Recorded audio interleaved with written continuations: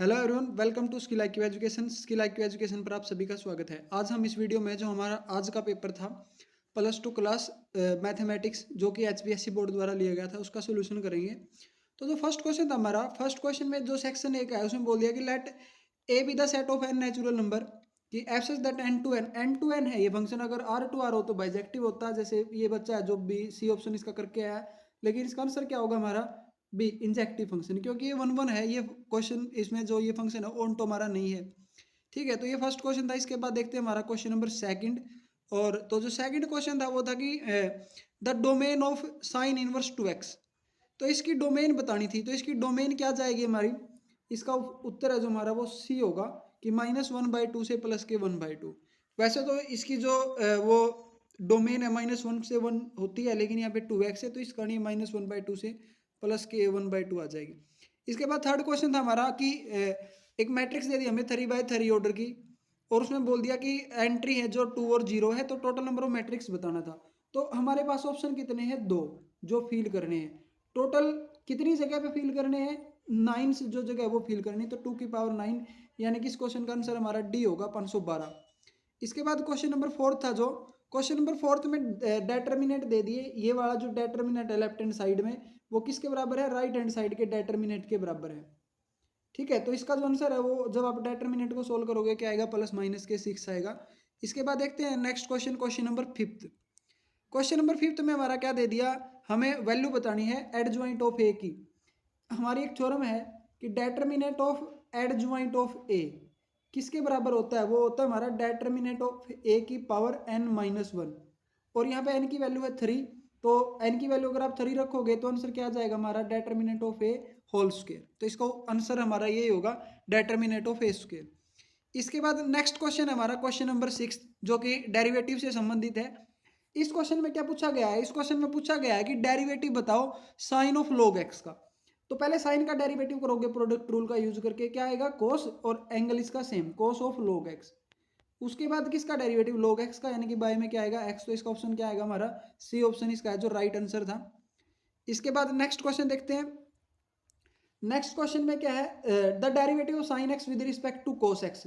तो आप यहाँ पे एक को u मानोगे, दूसरे को v मानोगे, क्योंकि आपको यहाँ पर u/v निकालना है। तो u क्या हमारा साइन एक्स है, और u साइन एक्स के बराबर मानोगे तो इसका डेरिवेटिव आएगा कोस एक्स, और कोस एक्स मानोगे क्या आएगा, -k साइन एक्स। तो निकालोगे u/v, तो क्या आंसर होगा हमारा -k कोट एक्स। इसके बाद नेक्स्ट क्वेश्चन है हमारा क्वेश्चन नंबर 8, इंटीग्रेशन का क्वेश्चन था। और क्वेश्चन था हमारा ये इंटीग्रेशन बाय पार्ट्स के स्पेशल फंक्शन का। e की पावर x है, अगर सीकेंट x के अंदर मल्टीप्लाई करोगे क्या आ गया, secant x plus secant x into 10x। तो e सीकेंट x का डेरिवेटिव ये रहा हमारा, सीकेंट x इंटू 10x।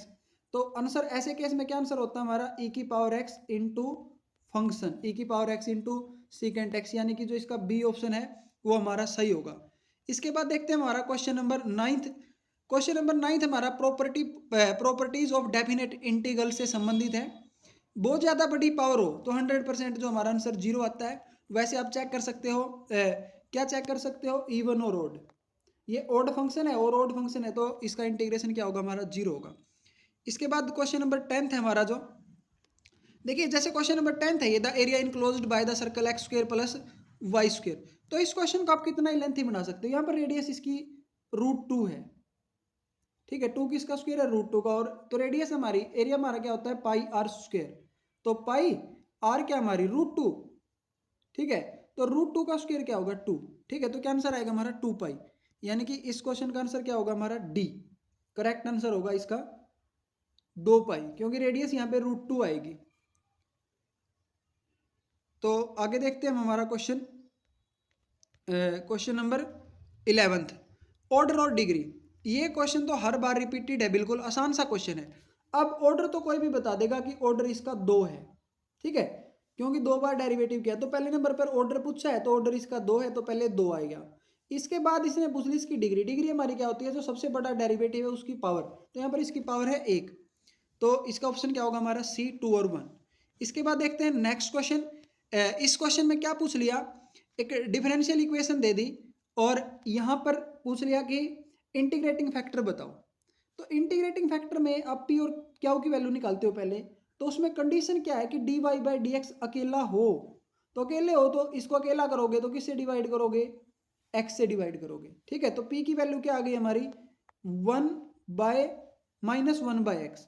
तो इंटीग्रेटिंग फैक्टर क्या होता है हमारा ई की power integration of minus 1 by X. तो क्या होगा हमारा इसका आंसर ई की पावर माइनस के log ऑफ एक्स। ठीक है, माइनस 1 पावर में चले जाएगा तो ये कैंसिल, तो इंटीग्रेटिंग फैक्टर है जो हमारा वो क्या आएगा माइनस एक्स आ जाएगा हमारा, सॉरी 1 बाई एक्स आ जाएगा। ठीक है, तो इसके बाद नेक्स्ट क्वेश्चन देखते हैं हमारा। यहाँ पे आंसर ये गलत लिखा हुआ है, यहाँ पे आपने फोकस नहीं करना, जो अपना आंसर आया उस पर फोकस करना है। तो इसके बाद ये क्वेश्चन हमारा दे दिया 13th क्वेश्चन कि let the unit vector R A का मैग्नीट्यूड दे दिया √3 पूरा 3 और बी का दे दिया √2/3। ठीक है, ए क्रॉस बी स्क्वायर।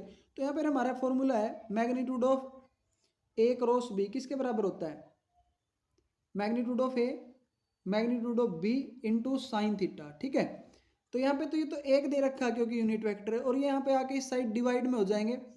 तो क्या होगा, ये 3 से 3 कैंसिल हो जाएगा, यहाँ पे कितना अपना √2 है तो 1/√2। तो साइन में 1/√2 कितने पे होती है π/4 पे, तो इसका आंसर π/4 ही होगा। एक बार आप चेक भी कर लेना अच्छे तरीके से। इसके बाद क्वेश्चन नंबर 14 है। क्वेश्चन नंबर 14 में क्या बोल दिया कि वेक्टर है ए दे दिया और बी दे रखा है, ऑर्थोगोनल है। ऑर्थोगोनल यानी कि दोनों के बीच में 90 डिग्री का एंगल है। तो 90 डिग्री का एंगल है तो डॉट प्रोडक्ट 0 होगी, डॉट 0 होगी तो 2 की 1 के साथ मल्टीप्लाई करोगे 2 आएगा, और लैम्डा की 2 के साथ करोगे 2 लैम्डा, और यहाँ पर 1 है 1 3 की करोगे 3, तो किसके बराबर 0 के। और जैसे ही आप इसको 0 के बराबर रख के सोल्व करोगे तो जो इसका आंसर है वो क्या आएगा हमारा माइनस के 5/3। इसके बाद नेक्स्ट क्वेश्चन देखते हैं। नेक्स्ट क्वेश्चन बिल्कुल आसान सा था अपना कि the equation of x axis in the space. अगर एक्स एक्सिस की पूछी है तो एक्स एक्सिस के ऊपर वाई भी 0 जेड भी 0, तो इसका ऑप्शन हमारा डी आएगा। इसके बाद क्वेश्चन नंबर 16 है कि the probability of obtaining an even number on each die. Even number की प्रोबेबिलिटी पूछी है तो पहले पे भी इवन प्राइम हो, दूसरे पे भी इवन प्राइम, 2 जो फाइंड आउट करने की प्रोबेबिलिटी है वो 1/36। इसके बाद नेक्स्ट क्वेश्चन है, एक बैग है हमारा 5 रेड 3 ब्लू बॉल है, उसके अंदर the 3 balls are drawn at random without replacement, find the probability of getting exactly 1 red. अब इसमें आप केस बना के करोगे कि हो सकता है पहले रेड आई हो, बाद में ब्लू आई हो, बाद में फिर ब्लू आई हो, पहले ब्लू आई हो फिर रेड आई हो फिर ब्लू आई हो, या पहले ब्लू हो उसके बाद भी ब्लू हो उसके बाद रेड हो। तो ये 3 केस बनेंगे, तीनों ही केस में क्या हमारी एक रेड बॉल है। अगर एक रेड बॉल है तो 2 ब्लू बॉल होगी। पहली बॉल रेड आने की प्रोबेबिलिटी क्या हमारी, रेड इसके अंदर 5 है तो क्या आएगा हमारा 5 टोटल कितनी है 8। इसके बाद आएगा 7 और इसके बाद नीचे क्या आएगा 6, और इसके बाद ब्लू कितनी बचेंगी, ब्लू 3 है तो 2 बचेंगी, सॉरी 3 की 3 बचेंगी। उसके बाद यहाँ पे क्या आएगा 2, तो 3 से कैंसिल 6 2 पर, और 2 से 2 यहाँ 6 से 6, यानी कि क्या आ गया ये 5/56 आएगी एक की प्रोबेबिलिटी एक केस की। ठीक है, तो ऊपर और नीचे सेम आएंगे तो 5/56, दूसरी बार भी 5/56, तीसरी बार भी 5/56, तो यानी कि 15/56 है जो इसका आंसर होगा हमारा। बाकी आप एक बार कंफर्म कर सकते हो सोल्व करके। इसके बाद ये बोल दिया कि 2 cards are drawn from a well shuffled pack of 52 cards playing cards. इसके बाद बोल दिया कि प्रोबेबिलिटी बताओ बोथ आर क्वींस। तो पहले क्वीन होगी 4/52, ठीक है, उसके बाद यानी कि 1/13, इसके बाद फिर 1/13, तो इसका आंसर क्या होगा हमारा 1/169। यहाँ पे गलत लिखा हुआ है, इस पर आपने फोकस नहीं करना है, 2 बार पूछा है तो इसकी प्रोबेबिलिटी आ जाएगी। इसके बाद 19th क्वेश्चन है हमारा असर्शन और रीजन के 2 क्वेश्चन हैं ये। तो पहले मैं बोल दिया कि ए बी एक रिलेशन है हमारी ए बी सच दैट कि mod of A minus B greater than 2, A set दे दिया 1 2 3 4 5 इज रिफ्लेक्सिव। तो अब इस क्वेश्चन में आप देखोगे रिफ्लेक्सिव में क्या चेक करते हैं बराबर वाले। जब आप यहाँ पे 1 1 रखोगे तो 1 - 1 क्या 2 से छोटा है, बिल्कुल छोटा है, 0 छोटा है 2 से, ट्रू बिलोंग करेगा, 2 2 भी बिलोंग करेगा, 3 3 भी बिलोंग करेगा, 4 4 भी बिलोंग करेगा, 5 5 भी बिलोंग करेगा। तो ये रिलेशन क्या होगी हमारी रिफ्लेक्सिव तो होगी, तो यानी कि असर्शन तो हमारी ट्रू है। इसके बाद ने क्या बोल दिया A relation R on the set is set to be reflexive if A B belong to R, ये गलत दे दिया, ये ट्रांजिटिव की डेफिनेशन दे दी इसने। तो असर्शन सही है रीजन गलत है, तो आप कौन सा ऑप्शन चूज करोगे, C option, assertion is true but reason is false. तो इसका ऑप्शन था हमारा जो वो क्या है वो हमारा सी ऑप्शन है। इसके बाद नेक्स्ट देखते हैं हम। नेक्स्ट में क्या है, ये हमारा 11 चैप्टर से रिलेटेड क्वेश्चन हमारा। देखिए the angle between the straight line is 90 degree. 90 degree कब होगा, जब डॉट प्रोडक्ट 0 हो। तो डॉट प्रोडक्ट करके देखेंगे, 2 की 1 के साथ 2, और यहाँ पे 5 की 2 के साथ 10, और माइनस के 12। ठीक है, तो प्लस के 12 से 12 गया 0, तो बिल्कुल डॉट प्रोडक्ट 0 तो एंगल 90, यानी कि जो असर्शन है वो सही है। इसके बाद रीजन में क्या बोल दिया कि skew lines are line in different plane which are parallel and intersecting. ये बात गलत है, क्योंकि स्क्यू लाइन ना तो पैरेलल होती और ना ही इंटरसेक्टिंग होती। तो इसका भी ऑप्शन हमारा असर्शन सही है, रीजन गलत है। तो इसका ऑप्शन आप क्या चूज करोगे, इसका ऑप्शन आप सी ही चूज करोगे, assertion is true, reason is false. इसके बाद नेक्स्ट क्वेश्चन है हमारा सेक्शन बी का। सेक्शन बी में क्या बोल दिया कि F such that R to R F of X is equal to sine X और जी एक्स, दो फंक्शन दे दिए और आपको शो करना था कि फोग गोफ के बराबर नहीं है। तो आप जब इसका फोग निकालोगे, यानी कि एफ ऑफ जी एक्स निकालोगे, वो किसके बराबर आएगा, साइन एक्स स्क्वायर के, और गोफ किसके बराबर आएगा, साइन स्क्वायर एक्स के, यानी कि दोनों बराबर नहीं है। तो ये आपका आसानी से प्रूव हो जाएगा। 2 नंबर का क्वेश्चन था ये। इसके बाद नेक्स्ट क्वेश्चन था हमारा, इसकी वैल्यू बतानी थी। इसी के अथवा में आपने कोई भी एक क्वेश्चन किया होगा। तो कोस इनवर्स 1/2 क्या आएगा, पाई/3 पे वैल्यू है। यहाँ पे 2 बार है, साइन में 1/2 कितने पे है, 30 डिग्री पे, तो 2 पाई/3 कितना आंसर आ जाएगा इसका, 2 पाई/3। इसके बाद ये क्वेश्चन अपना आसान सा ही क्वेश्चन है, 22nd क्वेश्चन है, जो मैट्रिक्स का क्वेश्चन था। ये प्रूव करना था आपने, ट्रांसपोज की मल्टीप्लाई ए के साथ आइडेंटिटी मैट्रिक्स के बराबर है, तो आपने इजीली कर दिया होगा। इसके बाद इसमें बोल दिया कि डेरिवेटिव कीजिए इसका। तो आपने क्या किया होगा, ये जो है ना 1 माइनस कोस एक्स और 1 प्लस कोस एक्स, ये अपने बहुत ज़्यादा बार फॉर्मूले आते हैं, बहुत ज़्यादा बार। 1 माइनस कोस एक्स को क्या लिखोगे, 2 साइन स्क्वेयर एक्स बाई 2, और 1 प्लस कोस एक्स को क्या लिखोगे, 2 कोस स्क्वेयर एक्स बाई 2। 2 से 2 कैंसिल, साइन बाई कोस क्या होगा, टेन स्क्वेयर, स्क्वेयर से रूट कैंसिल, और 10 से टेन इनवर्स कैंसिल होके बाद में क्या बचेगा हमारा, एक्स बाई 2 बचेगा। ठीक है, और एक्स बाई 2 का डेरिवेटिव करोगे क्या आएगा, 1/2। इसके बाद 24th क्वेश्चन है हमारा। ये आपने शो करना था किसका सॉल्यूशन ये है। तो यहाँ पे डेरिवेटिव करना आपको पहले, तो प्रोडक्ट रूल लगा के, तो इजीली ये भी है जो हमारा वो सोल्व हो गया होगा। इसके बाद है ये और में यही, हाँ ये क्वेश्चन आपका थोड़ा सा आसान रहेगा। जो भी मर्जी आपने क्वेश्चन किया हो, जैसे ये था, ये हमारा जो क्वेश्चन है ये है हमारा वेरिएबल सेपरेबल मेथड, एक्स वाले अलग वाई वाले अलग। तो यहाँ पे 1 प्लस वाई स्क्वेयर को आप इस साइड लेके आओ और डी एक्स को आप उस साइड लेके जाओ। तो उस साइड लेके जाओगे तो आपको क्या मिलेगा, फिर आपको ये वाली चीज़ मिल जाएगी। तो बाद में फिर अपना इसका जो करना है वो सिर्फ इंटीग्रेशन ही करना था, इसका अलग इंटीग्रेशन, इसका अलग। ये किसका हमारा, ये tan इनवर्स वाई का फॉर्मूला होगा। एक इसका, एक का इंटीग्रेशन एक्स और एक्स स्क्वायर का एक्स की पावर 3/3 प्लस सी, यानी कि वेरिएबल सेपरेट करके अलग अलग इंटीग्रेशन करना था। तो इसका आंसर हमारा ये आएगा, tan inverse Y equal to X plus X की पावर 3/3 प्लस सी। इसके बाद ये क्वेश्चन था 25th क्वेश्चन। ये भी बहुत ज़्यादा आसान क्वेश्चन था। इसने बोल दिया कि देखो यहाँ पे आप लिखोगे प्रोबेबिलिटी ऑफ ए, लिखोगे सबसे पहले। तो प्रोबेबिलिटी ऑफ ए कितनी है, 2 टाइम्स है ना 5/13 के, तो क्या आएगा 5/26। और प्रोबेबिलिटी ऑफ बी दे रखा है, यहाँ पे ए बाय बी भी दे रखा है। ए बाय बी का ये हो गया हमारा formula, A intersection B by probability of B. तो आगे जब आपने सोल्व किया होगा, इसको रख के पी बाय बी है जो यहाँ पे डिवाइड में, इस साइड आके मल्टीप्लाई में, तो मल्टीप्लाई करने के बाद क्या आएगा 2/13। ठीक है, 2/13 आ गया। उसके बाद कौन सा फॉर्मूला लगाना है, उसके बाद ये फॉर्मूला लगाना है, यूनियन निकालनी है ना। यूनियन किसके बराबर होती है, probability of A plus probability of B minus probability of intersection. A की प्रोबेबिलिटी कितनी है 5/26 प्लस बी की कितनी है 5/13 माइनस के ये कितना आएगा, ये आया था हमारा 2/13। तो यहाँ पे आप इसको सोल्व करोगे तो इसका आंसर भी आ जाएगा 25th का। इसके बाद ये रिलेशन, ये हमारा 1.1 एक्सरसाइज का क्वेश्चन है, इक्विवेलेंस रिलेशन दे दी, रिफ्लेक्सिव भी है। ए बिलोंग टू आर, क्योंकि T one belong to R ऐसे लिखोगे आप, क्योंकि टी वन के सिमिलर होगा। इसके बाद सिमेट्रिक में क्या लिखोगे, T one similar to T two implies that T two similar to T one. तो सिमेट्रिक भी है, ट्रांजिटिव भी है। ठीक है, आसान सा क्वेश्चन था अपना ये।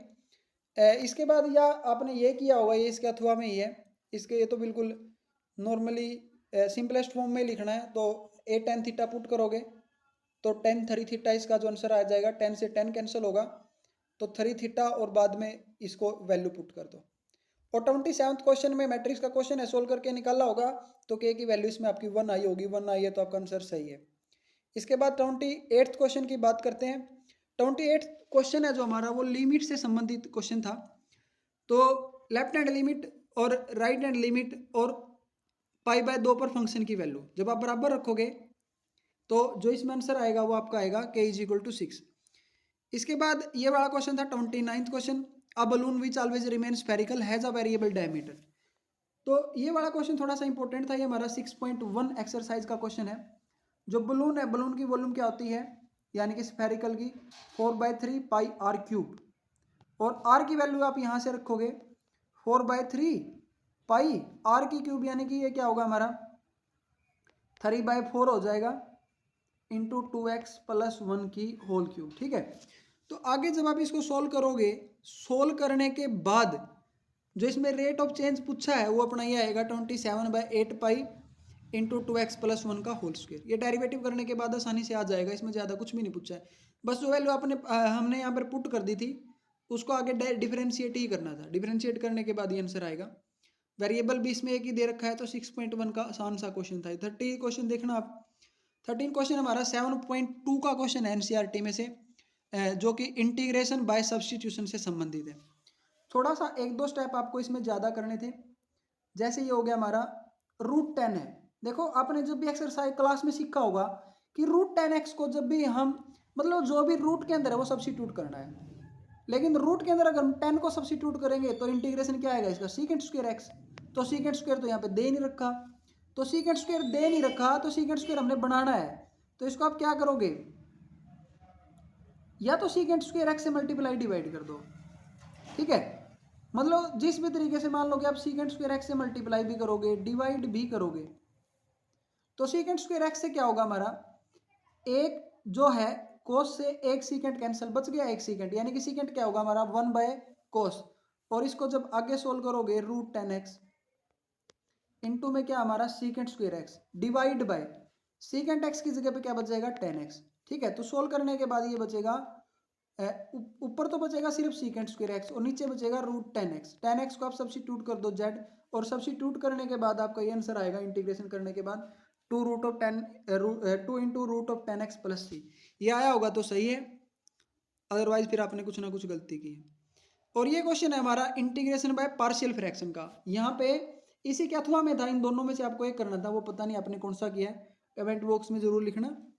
तो जो ये वाला क्वेश्चन है हमारा 1/x इंटू एक्स की पावर 4 - 1, इसको आप थोड़ा सा आगे सोल्व करोगे, फैक्टराइज करोगे। फैक्टराइजेशन करने के बाद आप ABCD की वैल्यू निकालोगे, और वैल्यू निकालने के बाद ये आंसर आएगा हमारा 1/4 log ऑफ x की पावर 4 - 1 बाय में x की 4 प्लस c। ये भी क्वेश्चन थोड़ा लेंथी था, इसकी तुलना में ऊपर वाला जो क्वेश्चन था हमारा ये आसान था। इसके बाद 31st क्वेश्चन था हमारा। 31st जो क्वेश्चन है वो डेटर्मिनेंट का प्रयोग करके इसने बोल दिया कि 0 है तो क्रॉस 0 होगी, यहाँ पर i cap j cap k cap, और यहाँ पे आपको लिखना था 2 6 27, और यहाँ पे लिखना था 1 लैम्डा म्यू। तो डेटर्मिनेंट को सोल्व करने के बाद जो वैल्यू आएगी लैम्डा की 3 आएगी और म्यू की आएगी 27/2। इसके बाद सेक्शन डी हमारा मैट्रिक्स मेथड। मैट्रिक्स मेथड आपने ऑब्वियसली क्लास में भी बहुत ज़्यादा बार किया होगा। इसके आंसर है हमारे x इज इक्वल टू 1 आएगा, और y की वैल्यू 1/2, z की वैल्यू -3/2, ये 3 आंसर आएंगे हमारे। इसके बाद ये क्वेश्चन है, मुझे नहीं लगता आपने ऊपर वाला किया होगा। अगर आपने इलिप्स वाला क्वेश्चन किया होगा तो सबसे पहले आप इसको 36 से डिवाइड करोगे तो x²/4 y²/9 ही होगा। इलिप्स आपने बनाई होगी। इलिप्स हमारी कौन सी इलिप्स है, ये वर्टिकल इलिप्स हो जाएगी। ये पॉइंट हमारा 0 3 और ये पॉइंट हमारा 0 - 3, ऐसे करके आप इंटीग्रेशन करोगे 0 से 2 तक, और फिर बाद में जो हमारा आंसर आया होगा वो क्या होगा 6 पाई। इसके बाद सॉर्टेड डिस्टेंस। सॉर्टेड डिस्टेंस में फॉर्मूला लगाया होगा, ये a1 vector b1 vector a2 vector b2 vector, और सोल्व करने के बाद जो आंसर आया हमारा इस क्वेश्चन का 3/√90। इसके बाद लीनियर प्रोग्रामिंग है, ये मैंने चेक नहीं किया इसका आंसर, ये आपको खुद चेक करना होगा, ध्यान नहीं रहा, ये अभी ध्यान में आया मेरे। तो एक बार इसको आप चेक कर लेना। ये जो क्वेश्चन आपको 12.1 का मिलेगा, सोल्व करेंगे तो बहुत ज़्यादा लेंथी है और यहाँ पे तो हम सोल्व भी नहीं कर पाएंगे। जो हमारी है वो बिल्कुल मीडियम लेवल की, हम इसको आसान भी नहीं बोल सकते, डिफिकल्ट भी नहीं बोल सकते। तो जो ये पहली है हमारी केस स्टडी, इसमें ये बोल दिया कि सफ़ेयर है, सफ़ेयर के अंदर एक कोण बनाया गया है और कैपिटल आर है, जो ये वाली जो कैपिटल आर है ये सफ़ेयर की रेडियस है और जो स्मॉलर आर है वो कोण की रेडियस है और जो यहाँ से यहाँ तक का डिफरेंस है वो अपना एक्स है। ठीक है, तो जो कोण की हाइट है हमारी एच, वो क्या होगी, वो हो जाएगी हमारी आर प्लस एक्स। ठीक है, कोण की हाइट जो आर प्लस एक्स हो जाएगी। इसके बाद इसने पहला क्वेश्चन बोल दिया, यहाँ पर कोई याद रखना है, आगे सोल्व करेंगे तब, कि हाइट आर प्लस एक्स के बराबर है। तो जो फर्स्ट क्वेश्चन हमारा, इसने बोल दिया कि write the relationship between R and R in term of X. तो यहाँ पे हम पाइथागोरस थ्योरम लगा सकते हैं। ठीक है, इस छोटे वाले पोर्शन में, क्योंकि आर भी है, कैपिटल आर भी है और एक्स भी है। तो पाइथागोरस थ्योरम क्या, हमारी बेस का स्क्वायर प्लस परपेंडिकुलर का स्क्वायर किसके बराबर, हाइपोटेनियस के स्क्वायर के बराबर। तो ये वाली चीज पाइथागोरस थ्योरम लगा के आ जाएगी। तो एक्स की वैल्यू है, जो एक्स की वैल्यू हमारी क्या होगी, एक्स की वैल्यू आ जाएगी हमारी, ये मैंने लिख रखी है, R square minus R square, capital R का स्क्वायर माइनस स्मॉलर आर का square root is equal to X. तो रिलेशनशिप होगी आर और एक्स के बीच में, आप इसको कहीं पे भी छोड़ सकते हो, इसमें कोई ज़्यादा मैटर नहीं करेगा। उसके बाद इसने क्या बोल दिया सेकंड पार्ट में, write the volume V of the cone in term of R and X. जो कोण की वॉल्यूम है वो किसके बराबर होती है, 1/3 पाई आर स्क्वायर। एच की वैल्यू मैंने अभी बताई थी, एच की वैल्यू क्या है, एच की वैल्यू थी हमारी आर प्लस एक्स। अभी यहाँ मैंने लिखा था कि जो ये हाइट है वो आर प्लस एक्स के बराबर होगी। अब इसने बोल दिया कि कैपिटल आर और एक्स की टर्म में लिखना है, यानी कि जो स्मॉलर आर है वो खत्म करना है। वो कहाँ से खत्म होगा, यहाँ से आप स्मॉलर आर की वैल्यू लिख दो।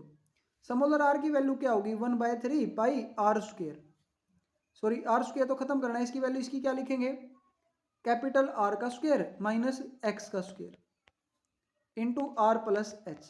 ठीक है, तो इसके बाद आप इसकी मल्टीप्लाई करोगे, ये कैपिटल आर है यहाँ पे, तो जो आंसर आएगा सोल्व करने के बाद वो वॉल्यूम आएगी किसकी टर्म में, आर एंड एक्स की टर्म में। यहाँ पे जो छोटा आर है वो नहीं होगा, वो खत्म करना था। इसके बाद नेक्स्ट क्वेश्चन देखते हैं, so that the volume of the cone is maximum.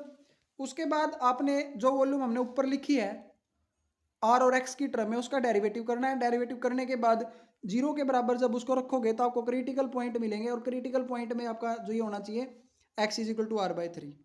यहाँ पे ज़्यादा चेक भी नहीं करेंगे, बस आपने डेरिवेटिव करके और ये आंसर जरूर निकालना होना चाहिए।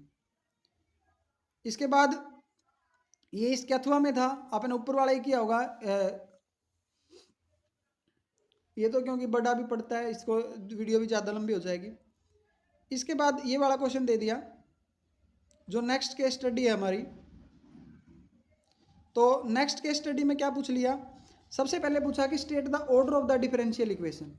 तो डिफरेंशियल इक्वेशन हमारी ये दे रखी है, यहाँ पे ऑर्डर अलग से दिखाई दे रहा है। ऑर्डर का मतलब डेरिवेटिव कितनी बार कर रखा है, इसमें डेरिवेटिव एक बार कर रखा है ना, तो इसका जो ऑर्डर है वो क्या होगा, एक होगा। उसके बाद अगला क्वेश्चन था कि which method of solving differential can be used to solve. इसको सॉल्व करने के लिए आप कौन सा मेथड यूज करोगे। अरे भाई अलग से ही दिखाई दे रहा है कि वाई वाले अलग हो जाएंगे, एक्स वाले अलग, तो कौन सा मेथड होगा, वेरिएबल सेपरेबल मेथड। इसके बाद थर्ड पार्ट हमारा कि सोल्व द डिफरेंशियल इक्वेशन, इसको सोल्व करना था। सोल्व करोगे जब आप, वो इसको सोल्व कैसे करोगे, वाई वाले इन जो ये वाली पोर्शन हमारा राइट हैंड साइड उसको डी वाई की तरफ लिया होगा, डी एक्स को उस साइड लेके जाओगे तो ये चीज़ आ जाएगी हमारी। उसके बाद इसका डायरेक्ट डेरिवेटिव लेमडा है जो यहाँ पे बाहर आ जाएगा। ठीक है, और इसका आंसर माइनस में आएगा, इसलिए मैंने माइनस लिखा है। और जो 50 माइनस वाई है तो इसका आंसर क्या होगा, log ऑफ 50 माइनस वाई। और यहाँ पे क्या आएगा, एक्स प्लस सी। ठीक है, ये आपने सोल्व कर दी। और नेक्स्ट में कांस्टेंट की वैल्यू निकालनी है, तो अगर आप लेमडा की वैल्यू ये रखोगे, जीरो की वैल्यू जीरो पर रखोगे तो आपको सी की वैल्यू मिलेगी, दोबारा से सी की वैल्यू आपको इसके अंदर रखनी थी। इसके बाद लास्ट क्वेश्चन था हमारा, एक स्कूल में शिक्षक है 3, ये मतलब 3 शिक्षक नहीं है, सॉरी 3 स्कूल में शिक्षक 3 छात्रों से क्वेश्चन पूछते हैं। तो ज़्यादा इसमें हम वो नहीं करेंगे, तो एक बार आप आंसर चेक कर लो फटाफट। तो सबसे पहले हमने बतानी है जो टोटल प्रोबेबिलिटी है। टोटल प्रोबेबिलिटी में कुछ नहीं करना था, इनकी प्रोबेबिलिटी की मल्टीप्लाई करनी थी बस। जैसे यहाँ पे ये बोल दिया, इसमें अच्छे तरीके से नहीं आया ये, कि प्रोबेबिलिटी है सोल्व करने की 30%, और उसके बाद एरर की है 1%। ठीक है, तो ये क्वेश्चन हमारा बेस थ्योरम का हो जाएगा। टोटल प्रोबेबिलिटी आप ऐसे मल्टीप्लाई करके निकालोगे। एक बार अपनी जो कैलकुलेशन चेक कर लेना, क्योंकि मैंने ये घर आके थोड़ा सा जल्दी जल्दी में की थी। तो मेरा आंसर आया था 15/1000। इसको आगे भी आप काट सकते हो। इसके बाद सेकंड में बोल दिया कि the solution of question is checked by teacher and some error then the probability that the question is not solve by Ravi. इसके बाद वही होगा, नीचे टोटल प्रोबेबिलिटी हमने लिख रखी है, नीचे तो टोटल प्रोबेबिलिटी, ऊपर आप किसकी प्रोबेबिलिटी लिखोगे, then find the probability that the question is not solved by Ravi, कि रवि ने सोल्व ना किया हो। तो रवि को छोड़कर बाकी दोनों के आप ऊपर लिखोगे। क्या क्या नाम थे, नाम है इसमें रवि, मोहित एंड सोनिया। मोहित और सोनिया के ऊपर प्रोबेबिलिटी लिखोगे क्योंकि नोट रवि आया। ठीक है, तो जो भी आपका आंसर आएगा, आसान सा पेपर था, तो थोड़ा सा आप एक बार कंफर्म भी कर लेना है आंसर जो आपके, क्योंकि कुछ क्वेश्चन हमने छोड़ दिए हैं। तो आप क्या क्या करके आए हो और अप्रोक्सीमेटली आपके कितने नंबर आएंगे, ये आप कमेंट बॉक्स में लिख सकते हो। तो thank you, thanks for watching the video, have a nice day, thanks for watching.